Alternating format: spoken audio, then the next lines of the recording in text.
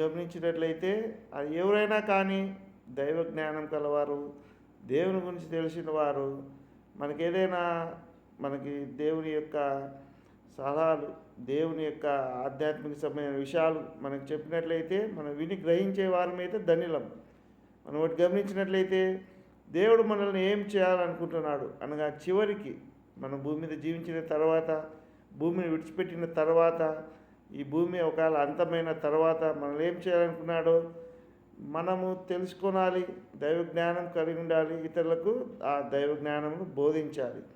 మనము తెలుసుకున్న వరకు మెట్టుకు ఏదైతే ఉందో భూమి అంతమైపోతుంది అని స్పష్టంగా చెప్పవచ్చు. ఎందుకనగా కాలము సంపూర్ణమైనది కాబట్టి పోయే కాలము భూమికి వచ్చి ఉంటున్నది.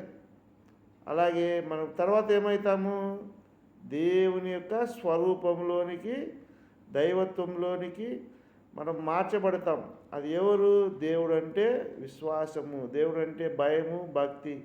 దేవునికి అనుకూలంగా దేవుని యొక్క సత్యంలోనికి మనం నడిపించబడినట్లయితే, దేవునికి అనుకూలంగా జీవించినట్లయితే, దేవుని ప్రేమను ఎరిగినట్లయితే, దేవుని యొక్క ఆలోచనలు మనం గ్రహించి దేవునితో సమాధాన పడినట్లయితే, అనగా మనము దైవ జ్ఞానము పొందినట్లయితే, ఆధ్యాత్మికతను కలిగిన వారమైతే, మన ఆత్మకు దేవునితో సంబంధం కలిగినట్లయితేనే మనము దేవుని ఎదుర్కొనగలం, దేవునితో మనము నిత్యత్వము కలిగి ఉండగలం, దైవత్వములో పాలు పొందగలం.